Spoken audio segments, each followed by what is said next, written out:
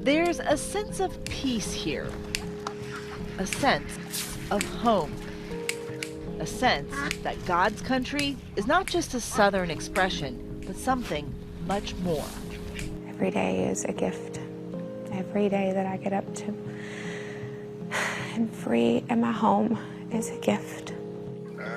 Here in her serene corner of rural Tennessee, RaDonda Vaught lives her small slice of the simple life, an almost unimaginable reality from the maelstrom that the 38-year-old former nurse has lived through. Do you feel like you were a scapegoat? I think the whole world feels like I was a scapegoat. There's a fine line between blame and responsibility. Nothing is done in a vacuum. The trial begins for a former nurse at Vanderbilt Medical Center accused of administering a fatal dose of the wrong medication. For the past 5 years, RaDonda Vaught has faced the fight of her life.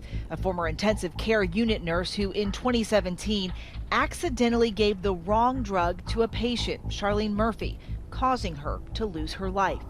A tragic mistake, but what followed was a whirlwind that surprised many. Criminal charges and a conviction for an accident. We, the jury, find the defendant, RaDonda Leanne Vaught, guilty of criminally negligent homicide. Tonight, the nurse at the center of it all. Have you played this over and over and over in your head? Every day, so many times, over and over and over. And we went from healthcare heroes to sacrificial lambs. The nationwide fight for change from the frontline workers, fearing they could be next. Almost every nurse has had a medication error of some sort. That could be any one of us. Did you like being a nurse? Yeah, you have this purpose to take care of them, and you just want to do the very best you can. It can take a lifetime for someone to find their purpose. By 2017, RaDonda Vaught knew that she had found hers in the neurological intensive care unit at Vanderbilt Medical Center in Nashville. It's Christmas time, 2017. Elderly woman named Charlene Murphy's admitted into the hospital for a brain injury. She's treated, soon ready to be released, but needs a final scan before she can be sent home, which requires her to have a sedative because she was nervous about the scan. You're the nurse that's now called in to help. When did you realize something went wrong? It wasn't until she had been brought back to our unit as an intensive care patient, and a code had been called in the PET scan area where she was. RaDonda was supposed to give Charlene a sedative, Versed. Instead, she accidentally administered a powerful paralyzing drug, Vecuronium, a catastrophic mistake which caused Charlene severe brain damage. Her primary nurse had approached me and showed me the vial of medication and asked, "Is this what you give her?" And it wasn't until that time that I realized that it was the wrong medication that I had given her. At 75, Charlene would die from that fatal dose. When you saw the vial and you read what was on the vial, I mean, what goes through your head? Your heart goes through the floor.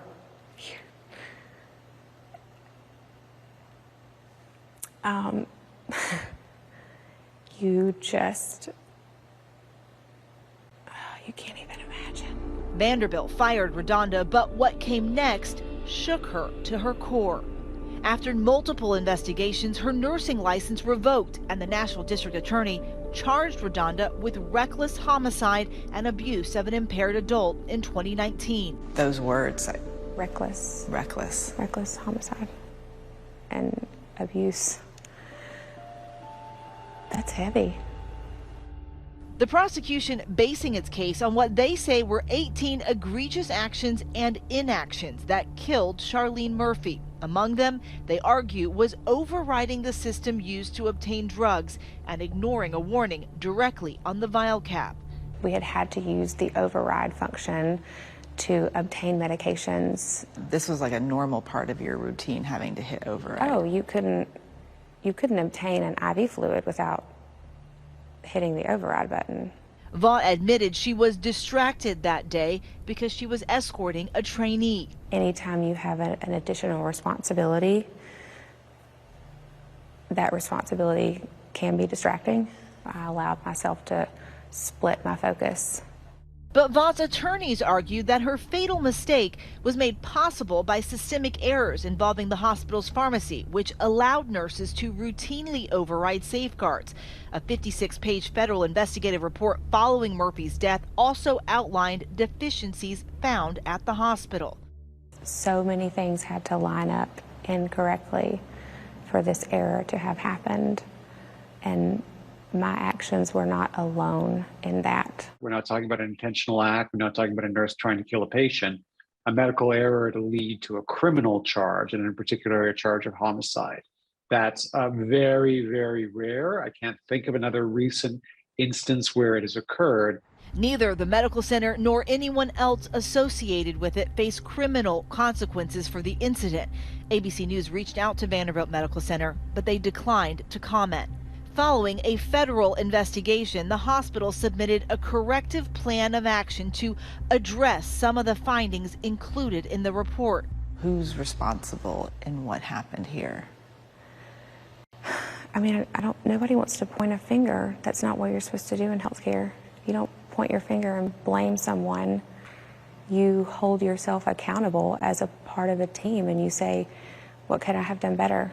What could we have done better? I'm responsible for what I failed to do. In March of this year, the jury returned a guilty verdict on the lesser charge of criminally negligent homicide and on the abuse charge. Redonda faced up to 8 years in prison.